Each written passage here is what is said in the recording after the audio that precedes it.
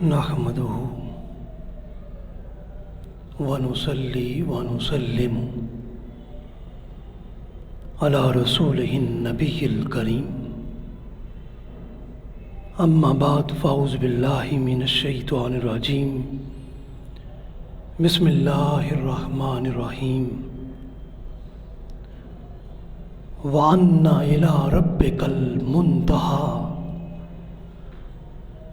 صدق اللہ العلی العظیم وصدق رسولہ النبی الکریم۔ معزز حاضرین و ناظرین گرامی قدر، عزیز طلباء و طالبات، ہمارا آج کا موضوع ہے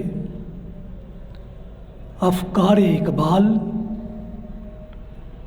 بتوسط خطبات اقبال۔ اسلام کی مذہبی فکر کی تشکیل نو کے تناظر میں اللہ رب العزت نے سورہ نجم میں ارشاد فرمایا وَأَنَّ إِلَىٰ رَبِّكَ الْمُنْتَهَىٰ، بے شک سب کو اللہ کی ذات تک پہنچنا ہے۔ حاضرین و ناظرین گرامی قدر،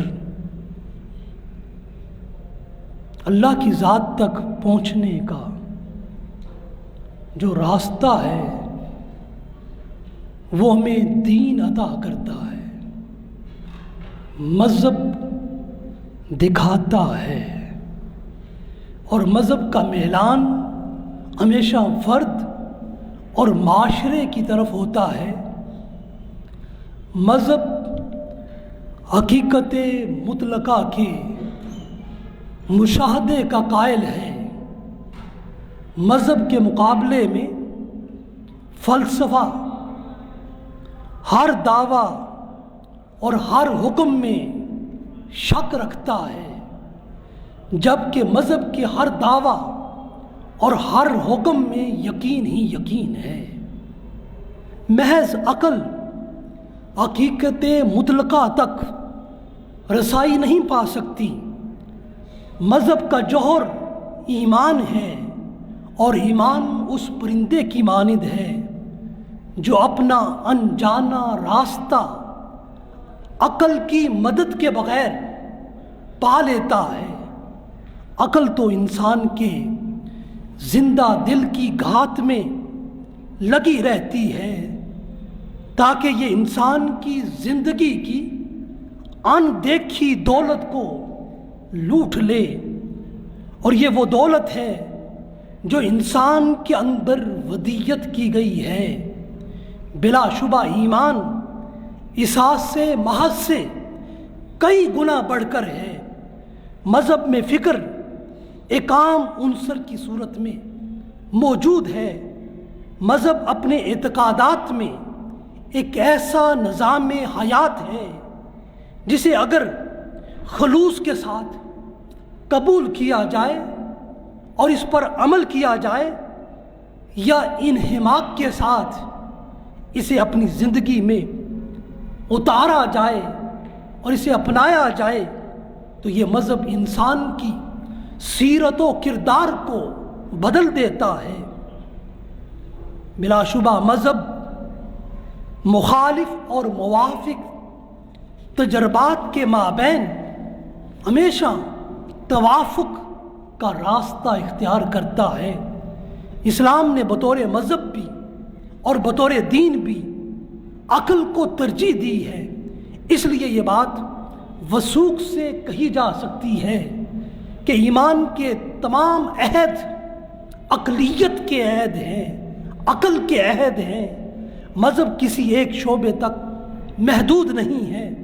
مذہب صرف اور صرف فکر ہی نہیں ہے، اور صرف احساس کا نام بھی نہیں ہے، اور نہ ہی مذہب صرف عمل کا نام ہے، بلکہ مذہب پورے کے پورے انسانی اعمال اور خود انسان کا اظہار ہے۔ حاضرین و ناظرین گرامی قدر، فکر اور وجدان لازمی طور پر ایک دوسرے سے مختلف ہیں۔ یہ دونوں ایک ہی جڑ سے پھوٹتے ہیں، ایک دوسرے کی تکمیل کرتے ہیں۔ ایک حقیقت کو جزوی طور پر دیکھتا ہے، دوسرا اس کا کلی حیثیت میں مشاہدہ کرتا ہے اور اس کی کلیت سے فائدہ اور استفادہ کرتا ہے۔ جبکہ دوسرا فرق یہ ہے کہ فکر و وجدان یہ دونوں باہم تازگی اور تجدید قوت کے لیے ایک دوسرے کے ضرورت مند ہیں، اور دونوں مل کر ایک ہی حقیقت کے متلاشی ہوتے ہیں۔ اسلام کی تعلیمات کو عقل کی بنا پر استوار کرنے کے لیے رسول اللہ صلی اللہ علیہ وسلم نے خود یہ دعا کی، اللہم ارنی الحقائق الاشیاء کما ہی، اے اللہ مجھے اشیاء کی حقیقت کا علم عطا فرما دے۔ حاضرین و ناظرین گرامی قدر، علم کے اسی سلسلے کو صوفیاء اور متکلمین نے آگے بڑھایا ہے، اور ان سب کا یہ کام اسلامی تہذیب اور ثقافت کا ایک روشن باب ہے، اور اس طبقے کی سچائی سے دلوں کی یگانگت مسلسل بڑھتی جا رہی ہے۔ تاریخ انسانی میں یونانی فلسفہ بھی ایک زبردست ثقافتی قوت رہا ہے، اور اس فلسفے نے انسانوں کی فکر میں کچھ وسعت پیدا کی ہے۔ سقراط کے نزدیک انسان کے مطالعہ کا موضوع خود حضرت انسان ہے، جبکہ قرآن کے نزدیک مطالعہ خود ساری کائنات کا مطالعہ ہے۔ اس لیے قرآن ہواؤں کے تغیر و تبدل کی دعوت فکر دیتا ہے، اور اس میں غور و فکر کی دعوت دیتا ہے، دن اور رات کی گردش کی بات کرتا ہے۔ و ناظرین گرامی قدر، قرآن سماعت اور بصارت کو خدا کے قابل قدر دو تحفے انسانوں کے لیے قرار دیتا ہے، اور ان دونوں کو خدا کے سامنے جواب دہ قرار دیتا ہے۔ اس دنیا میں عقل فعال ہی کو بقا اور دوام حاصل ہے۔ اشاعرہ نے یونانی جدلیت کے ہتھیاروں سے اعتقادات کا دفاع کیا تھا، جبکہ معتزلہ نے عقائد کو محض عقائد کا ایک نظام تصور کیا تھا، اور انہوں نے مذہب کو ایک زندہ اور زوردار حقیقت کے طور پر اسے نظر انداز کر دیا تھا۔ حاضرین گرامی قدر، مذہب کا اعتقادی پہلو دلیل و برہان کا متحمل نہیں ہو سکتا۔ فکر اپنی فطرت میں ساکن نہیں ہے، بلکہ فکر متحرک ہے۔ فکر اپنا اظہار کلی چاہتی ہے، اور فکر اصول علم کے سفر میں متناعیات سے تجاوز کرتی ہے۔ گزشتہ 500 برسوں میں اسلامی فکر عملی طور پر ساکت اور جامد چلی آ رہی ہے۔ ایک وقت تھا جب مغربی فکر اسلامی دنیا سے روشنی اور تحریک پاتی تھی۔ تاریخ کا یہ عجب طرفہ تماشا ہے کہ اب دنیا اسلام ذہنی طور پر یہ بات اتنی زیادہ ذہنی طور پر نہایت تیزی سے مغرب کی طرف بڑھ رہی ہے، گو کہ یہ بات اتنی زیادہ معیوب نہیں، اس لیے کہ یورپی ثقافت کے فکری پہلو اسلام کے چند نہایت ہی اہم ثقافتی پہلوؤں کی ایک ترقی یافتہ شکل ہیں۔ اس دور زوال میں ہم نے ذہنی غفلت کا ثبوت دیا ہے۔ یورپ کئی صدیوں سے اہم مسائل پر خوب سوچ بچار کر رہا ہے۔ ماحول اور کائنات پر اختیار اور فطرت کی قوتوں پر برتری نے انسان کو ایک نئے اعتماد سے سرشار کیا ہے۔ اب تک نئے نئے نقطہ نظر وجود میں آئے ہیں، اور نئے نئے تجربات کی روشنی میں پرانے مسائل کو نئے نئے انداز میں پیش کیا گیا ہے۔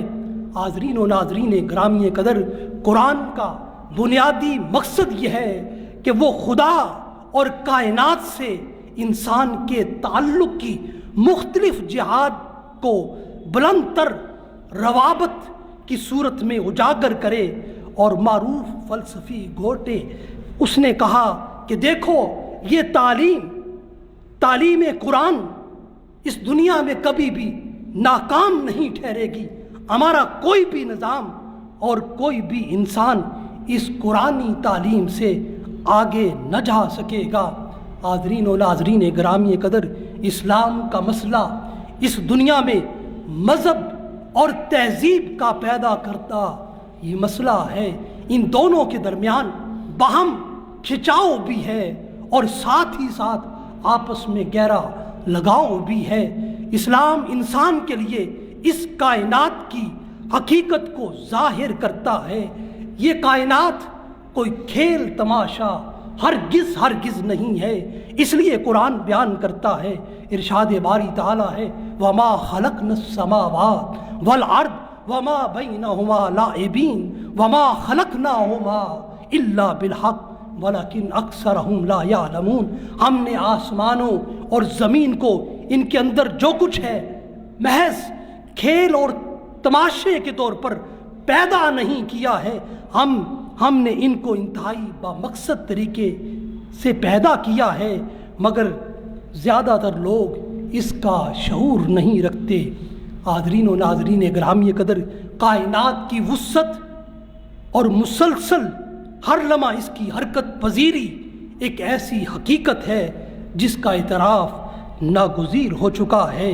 اس لیے قرآن بیان کرتا ہے، ان فی خلق السماوات والارض واختلاف اللیل والنہار لآیات لأولی الالباب الذین یذکرون اللہ قیاما وقعودا وعلی جنوبہم وَيَتَفَكَّرُونَ فِي خَلْقِ السَّمَاوَاتِ وَالْأَرْضِ رَبَّنَا مَا خَلَقْتَ هَذَا بَاطِلًا۔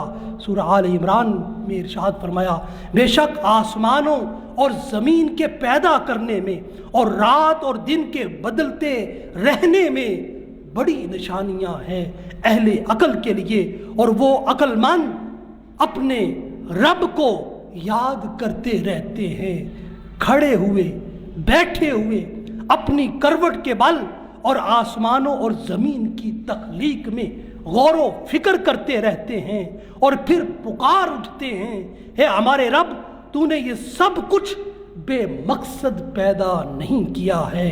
اسی طرح دوسرے مقام پر ارشاد فرمایا، یزید فی الخلق ما یشاء، سورہ الفاتر میں، کہ وہ رب اپنی تخلیق میں جو چاہتا ہے اضافہ کرتا رہتا ہے اور توسیع کرتا رہتا ہے۔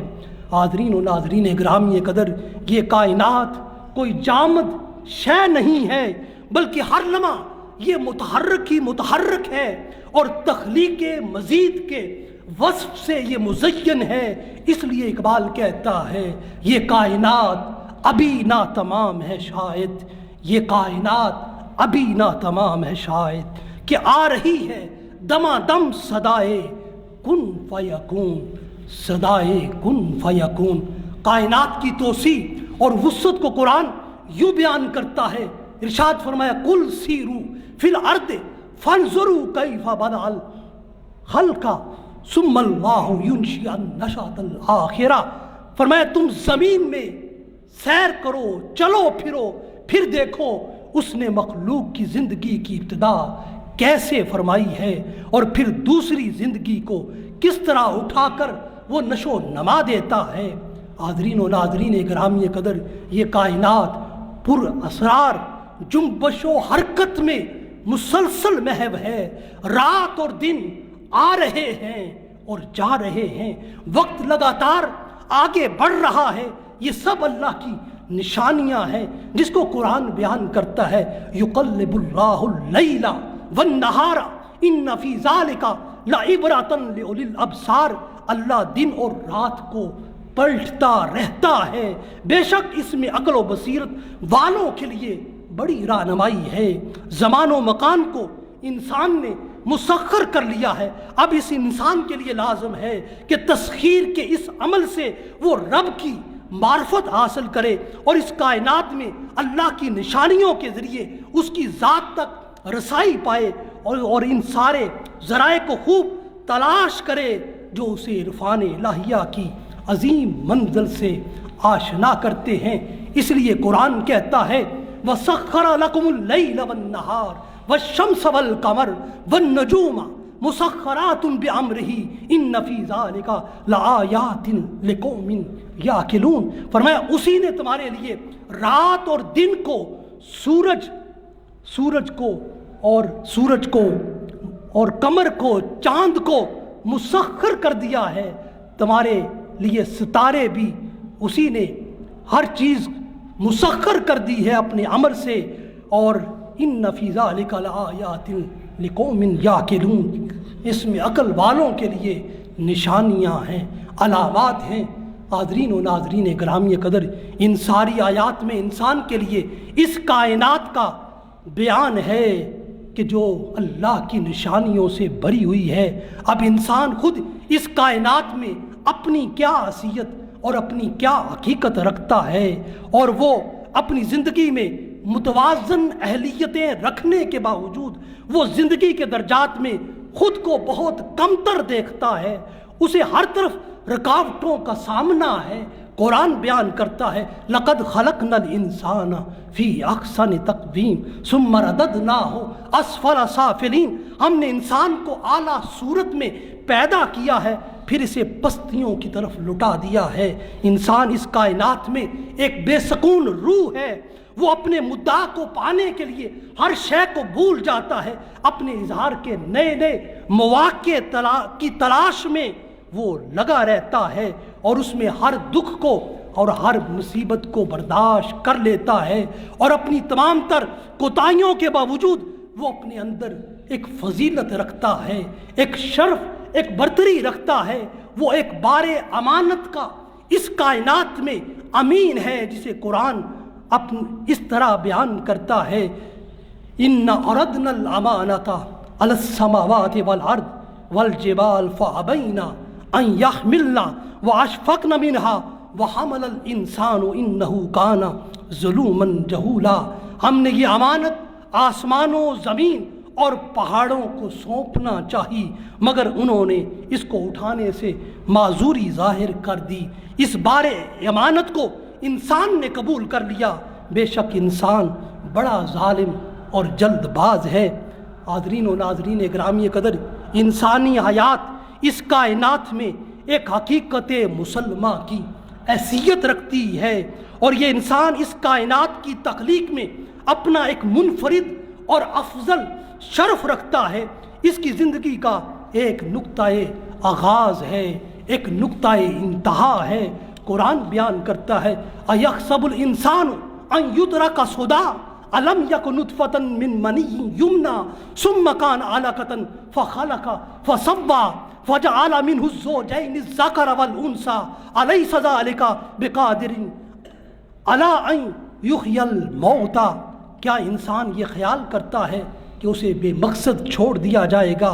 کیا وہ اپنی ابتدا میں مٹی کا ایک قطرہ نہ تھا جو رحم پانی کا ایک قطرہ نہ تھا جو رحم مادر میں ٹپکایا گیا، پھر اس سے وہ لوتھڑا بنا، پھر اللہ نے اس کو بنایا، پھر اس کے اعضاء کو درست کیا، پھر اس میں سے دو قسمیں بنائیں، مرد اور عورت۔ کیا وہ رب اپنی قدرت کے باوجود ان مردوں کو زندہ کرنے والا نہیں؟ حاضرین و ناظرین گرامی قدر، باری تعالیٰ نے انسان میں یہ صلاحیت ودیت کی ہے کہ وہ اپنے گرد و پیش میں خوش نما اور پرکشش چیزوں کو نئی نئی صورت دے کر ان کو نئی سمت دے سکتا ہے، اور جہاں انسان کو اس معاملے میں کوئی رکاوٹ پیش آتی ہے تو اس کے اندر یہ قوت ودیت ہے کہ وہ اپنی ذات میں ایک بہت بڑی دنیا بسا لیتا ہے، اور جس میں اس کے لیے بے پناہ مسرت اور خوشی ہے، اور وہ اپنی زندگی کو متحرک رکھنے کا اپنے اندر ایک بہت بڑا ذریعہ اور سرچشمہ رکھتا ہے۔ اس میں شک نہیں کہ اس کی زندگی گلاب کی پتیوں سے بھی نازک تر ہے، اور اس کی یہ زندگی مصائب و آلام سے بھری پڑی ہے۔ اس کے باوجود اس حقیقت میں بھی کوئی شک نہیں ہے کہ اس کے وجود میں موجود روح بہت زیادہ قوت والی اور طاقت والی ہے اور بہت زیادہ خیال افروز ہے اور بہت ہی زیادہ حسین ہے۔ انسان خود قرآن کے مطابق اپنی اصل میں ایک زبردست تخلیقی فعالیت رکھنے والا ہے۔ یہ انسان بذات خود ایک ارتقاء کوش روح ہے، اور اس انسان کا صعودی سفر ایک حالت سے دوسری حالت کی طرف مسلسل جاری رہتا ہے۔ انسان کے اندر پائے جانے والی اس صلاحیت اور اس ناقابل تسخیر قوت کو اقبال خودی سے تعبیر کرتا ہے۔ قرآن انسان کے ارتقائی سفر کو بیان کرتے ہوئے ذکر کرتا ہے، لَتَرْكَبُنَّ طَبَقًا عَنْ طَبَقٍ، تم اپنی زندگی میں زینہ بزینہ اوپر چڑھتے چلے جاؤ گے۔ حاضرین و ناظرین گرامی قدر، انسان کے اندر یہ صفت ہے کہ وہ اپنے ارد گرد پھیلی ہوئی کائنات کی گہری امنگوں میں شریک ہوتا ہے، کائنات کی قوتوں سے باہمی مطابقت پیدا کرتا ہے اور ان قوتوں کو اپنی ضرورت اور اپنے مقصد کے تحت ڈھال کر استعمال کرتا ہے، ان سے خود بھی نفع اٹھاتا ہے اور ساری کائنات کو بھی مستفید کرتا ہے۔ اگر انسان اس مقصد کو حاصل کرنے کا عزم مصمم کر لے تو اس کے لیے جرأت اظہار کرے تو انسان اور کائنات کے ارتقاء کے اس سفر میں باری تعالیٰ اس انسان کی مدد و نصرت کرتا ہے، اور اللہ کی مدد انسان کے شامل حال ہو جاتی ہے، جس کا وعدہ وہ رب محنت کوش انسان سے، محنت کرنے والے انسان سے یوں کرتا ہے۔ فرمایا ان اللہ لا یغیر ما بقوم حتی یغیروا ما بانفسہم، فرمایا بے شک اللہ تعالیٰ نہیں بدلتا کسی قوم کی حالت کو جب تک وہ لوگ خود آپ میں تبدیلی پیدا نہیں کر لیتے۔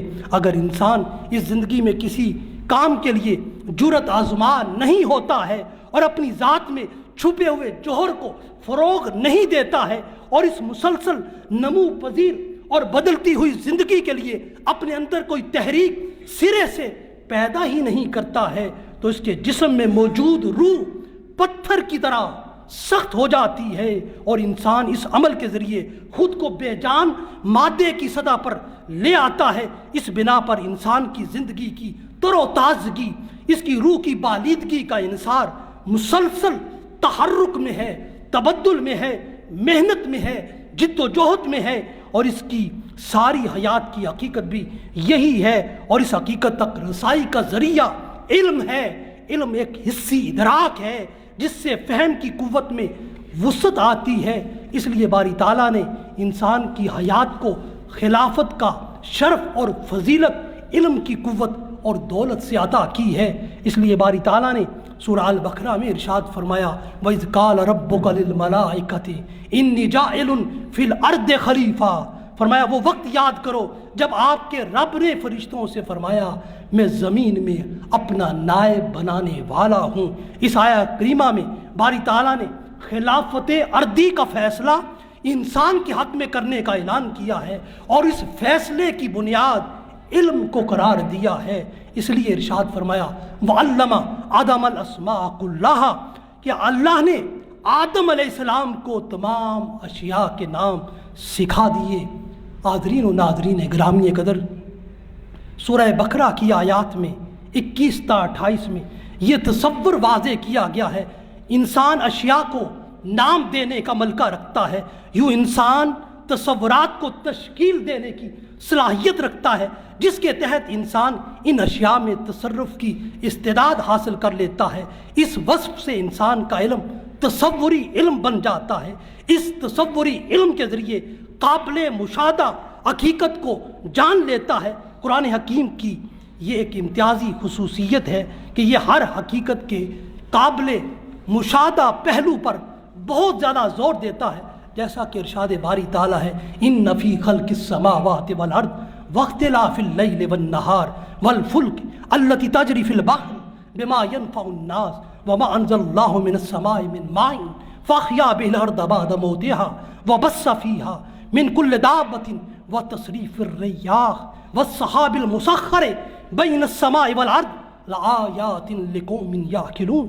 سورہ بقرہ میں فرمایا بے شک آسمانوں اور زمین کی تخلیق میں، رات اور دن کی گردش میں، اور ان جہازوں اور کشتیوں میں جو سمندر میں لوگوں کو نفع پہنچانے والی چیزیں اٹھا کر چلتی ہیں، اور اس بارش کے پانی میں جسے اللہ آسمانوں کی طرف سے اتارتا ہے، پھر اس کے ذریعے زمین کو مردہ ہو جانے کے بعد زندہ کرتا ہے، وہ زمین جس میں اس نے ہر قسم کے جانور پھیلا دیے ہیں، اور ہواؤں کے رخ بدلنے میں، اور اس بادل میں جو آسمان اور زمین کے درمیان معلق ہے، ان میں عقل مندوں کے لیے وجود الہی کی بہت سی نشانیاں ہیں۔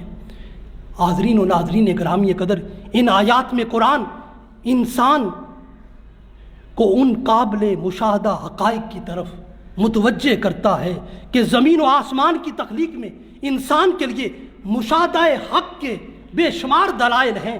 دریاؤں اور سمندروں میں چلنے والی کشتیوں اور بحری جہازوں میں جلال حق کی لامحدود اور لامحصور نشانیاں ہیں۔ آسمانوں سے برستی ہوئی بارش اور زمین کی موت کو حیات میں بدل دیتی ہے، اور اس زمین میں نو بنو جانور ہمیں نظر آتے ہیں جو سب وجود حق پر ایک واضح برہان اور دلیل ہے، اور زمین میں چلنے والی سرد اور گرم ہواؤں میں بھی معرفت حق کی نشانیاں ہیں۔ زمین و آسمان کے درمیان اللہ کے حکم سے معلق رہنے والے بادلوں میں بھی وجود الہی کی روشن علامات ہیں۔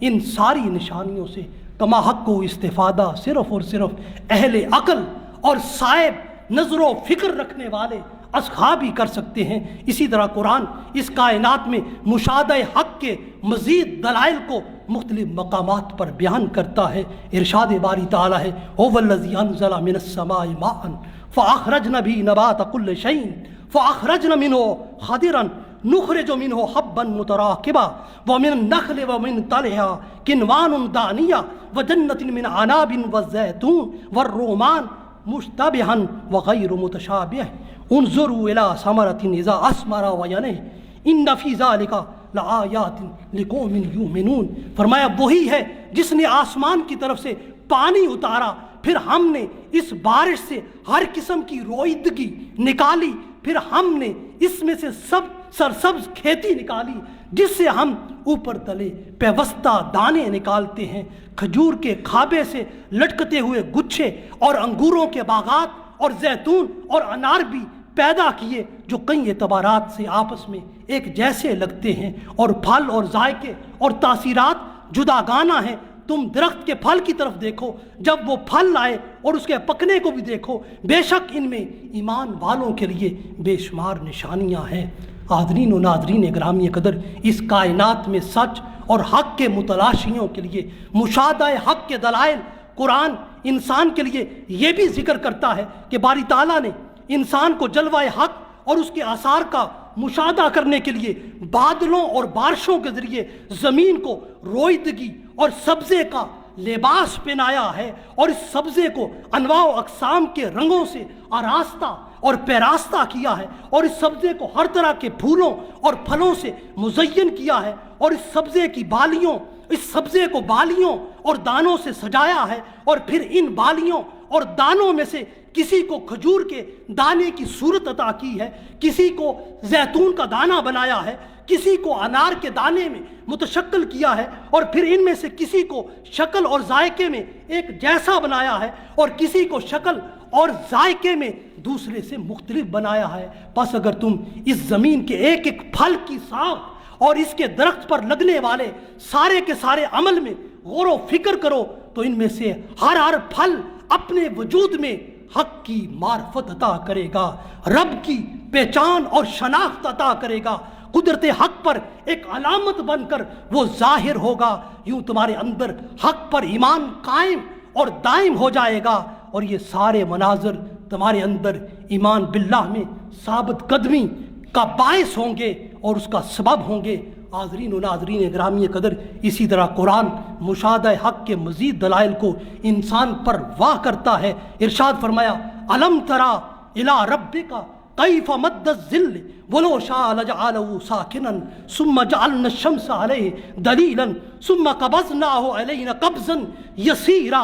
سورہ الفرقان میں فرمایا کیا آپ نے اپنے رب کی قدرت و عظمت کی طرف نگاہ نہیں ڈالی کہ کس طرح دوپہر تک وہ سایہ دراز کرتا ہے، اگر وہ چاہتا تو اس سائے کو ضرور ساکن کر دیتا، پھر ہم نے سورج کو اس سائے پر دلیل بنایا ہے۔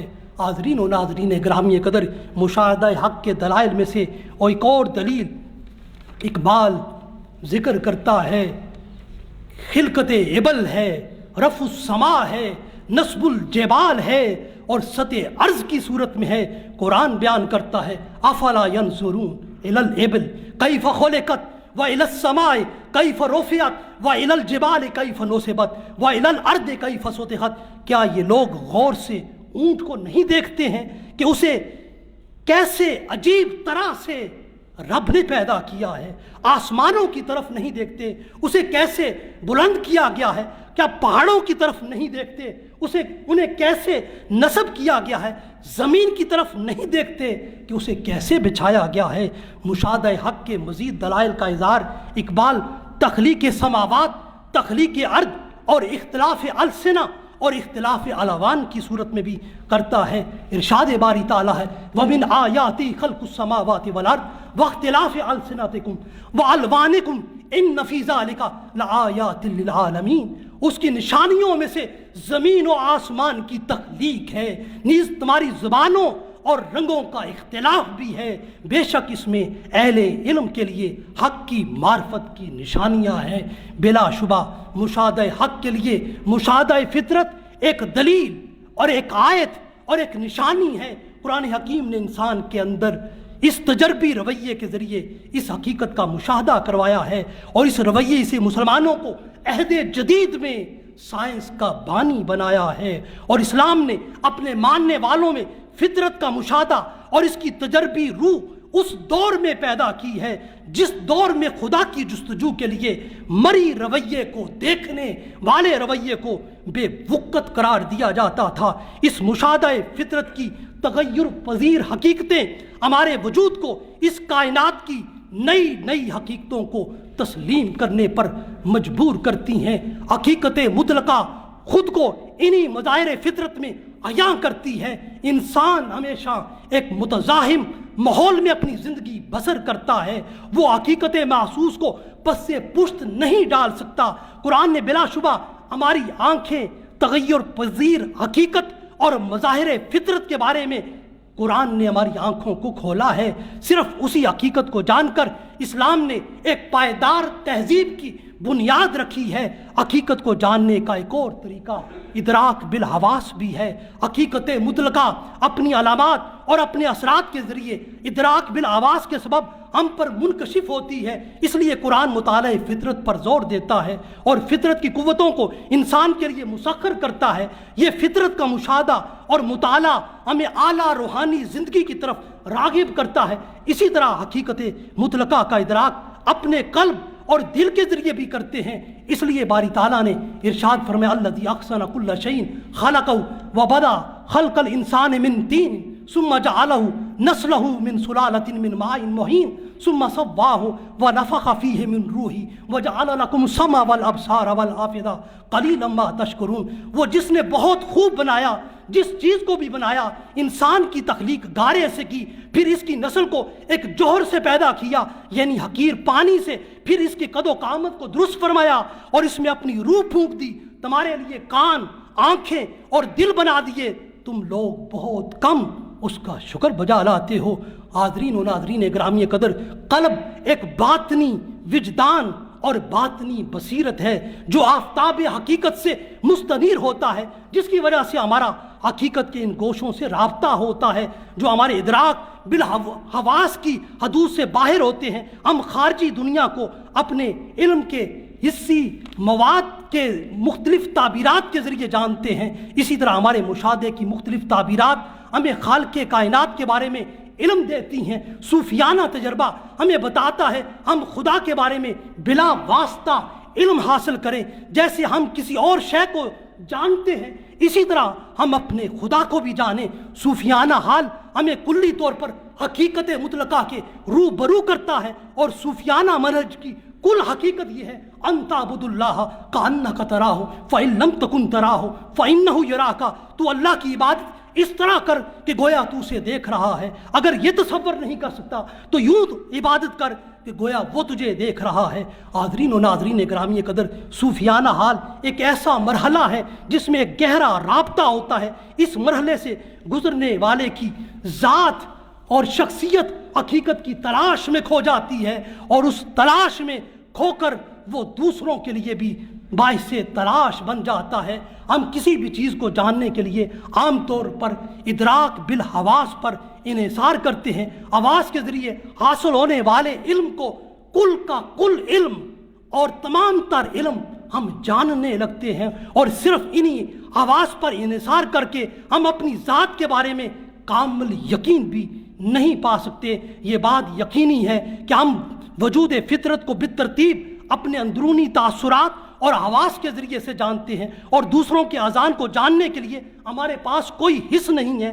دوسروں کو جاننے کے لیے ہمارے پاس ان کی طبعی حرکات ہیں، دوسروں کی طبعی حرکات کو دیکھ کر ہم ان کے بارے میں شعور حاصل کرتے ہیں۔ اس طرح دوسروں کے شعور کے حوالے سے اپنے شعور کا ابلاغ کرتے ہیں، اور دوسرے لوگ مسلسل اپنے عمل کے ذریعے ہمارے احساسات اور ہمارے اظہارات کو بامعنی بنا دیتے ہیں۔ ایک باشعور فرد ہمیشہ اپنے عمل کے ذریعے اپنے شعور کا معیار متعین کرتا ہے، اور ایسے ہی باشعور افراد کو باری تعالیٰ اپنی قربت اور اپنی معرفت اپنی بارگاہ سے عطا کرتا ہے، اور فرماتا ہے انہی کے لیے وقال ربکم ادعونی استجب لکم، وہ تمہارا رب فرماتا ہے مجھے پکارو میں تمہاری دعا کو قبول کرنے والا ہوں۔ دوسرے مقام پر فرماتا ہے وَإِذَا سَأَلَكَ عِبَادِي انی فإنی قریب اجیب دعوت الداع اذا دعان، اے میرے حبیب جب آپ سے میرے متعلق میرے بندے پوچھیں تو آپ انہیں بتائیں میں ان کے بالکل قریب ہوں، اور دعا کرنے والے کی دعا کو قبول کرتا ہوں، جب بھی وہ مجھ سے مانگتا ہے اسے عطا کرتا ہوں۔ حاضرین و ناظرین گرامی قدر، خلاصہ کلام کی طرف بڑھتے ہوئے عرض کروں گا کہ اقبال کی معروف زمانہ کتاب the reconstruction of religious thought in Islam کے پہلے 2 خطبوں کا پر مشتمل آج کا یہ لیکچر مشتمل ہے۔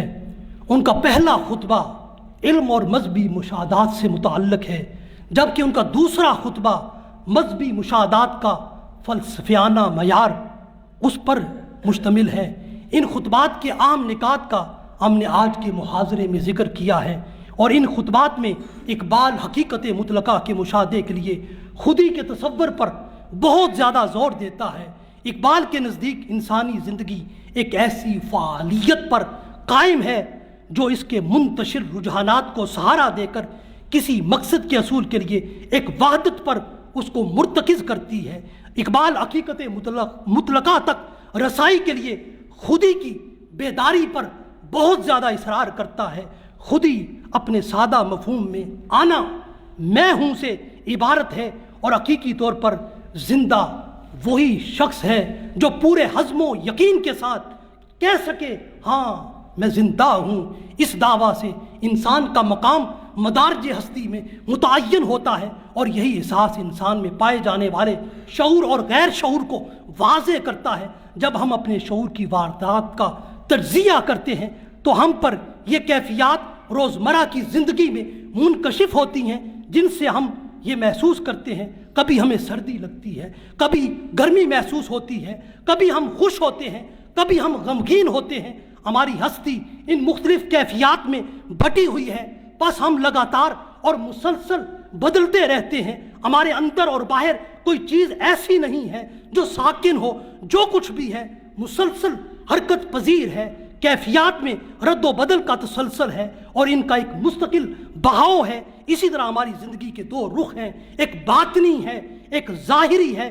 ہم مسلسل بدلتے رہنے کے باوجود ایک وحدت پر قائم رہتے ہیں، اور یہ وحدت ہی ہماری خودی کی ترجمان آنا کی صورت میں ظاہر ہوتی ہے۔ ہماری یہ وحدت بصیر اور فعال کے لازمہ حیات سے متصف ہے۔ اقبال کا سارا پیغام اور سارا فلسفہ حیات اگر ایک لفظ میں بیان کرنا چاہیں تو وہ لفظ خودی ہے، اور یہی لفظ ہی ان کے سارے فکر و نظر کا مرکز و محور ہے، اور اس محور تک اقبال کی رسائی ذات و کائنات سے متعلق چند سوالات کے جوابات کی تلاش میں مرتکز ہوئی۔ اقبال کے تصور خودی میں خود بینی بھی ہے اور خدا بینی بھی ہے۔ خودی کا احساس ذات خداوندی کا ادراک بنتا ہے، اور ذات خداوندی کا ادراک خودی کا احساس، اس بات اور اقرار بنتا ہے خدا کو فاش دیکھنے سے قبل اپنی ذات کو اور خود کو فاش دیکھنا ضروری ہے۔ اس لیے اقبال کہتا ہے گر خائی خدا را فاش دیدن، خودی را فاش تر دیدن بیاموز۔ خودی حقیقت میں خود حیات کا دوسرا نام ہے، خودی عشق کے مترادف ہے، خودی ذوق تسخیر کا نام ہے۔ خودی سے مراد خود آگاہی ہے، خودی ذوق طلب ہے، خودی ایمان کے مترادف ہے، خودی سرچشمہ جدت و ندرت ہے، خودی یقین کی گہرائی ہے، خودی سوز حیات کا سرچشمہ ہے اور ذوق تخلیق کا ماخذ ہے، خودی احساس غیرت مندی کا نام ہے، خودی جذبہ خودداریت کا نام ہے، خودی اپنی ذات و آنا کو شکست و ریخ سے محفوظ رکھنے کا عنوان ہے، حرکت و توانائی کو زندگی کا ضامن بنانے کا نام خودی ہے، مظاہر فطرت کو مسخر کرنے کا نام خودی ہے، دوسروں کا سہارا لینے کی بجائے دوسروں کو سہارا دینے کا نام خودی ہے، اپنی دنیا آپ پیدا کرنے کا نام خودی ہے۔ اقبال کے نزدیک زندگی کا آغاز، وسط اور انجام سبھی کا نام خودی ہے، فرد کی ترقی اور علوت کا نام خودی ہے، خودی کا تحفظ زندگی کا تحفظ ہے، خودی کا استحکام زندگی کا استحکام ہے، ازل تا ابد خودی کی کار فرمائی ہے اور اس کی کامرانیاں ہیں، کارکشائیاں بے شمار ہیں، اس کی وسعتیں اور اس کی بلندیاں بے کنار ہیں۔ اقبال خودی کی تعریف خود اپنے الفاظ میں یوں کرتا ہے، خودی کیا ہے راز درون حیات، خودی کیا ہے راز درون حیات، خودی کیا ہے بیدار یہ کائنات، خودی کا سر نہاں لا الہ الا اللہ، خودی کا سر نہاں لا الہ الا اللہ، خودی ہے تیغ فساں لا الہ الا اللہ، خودی کا سر نہاں لا الہ الا اللہ۔ وآخر دعوانا ان الحمد للہ۔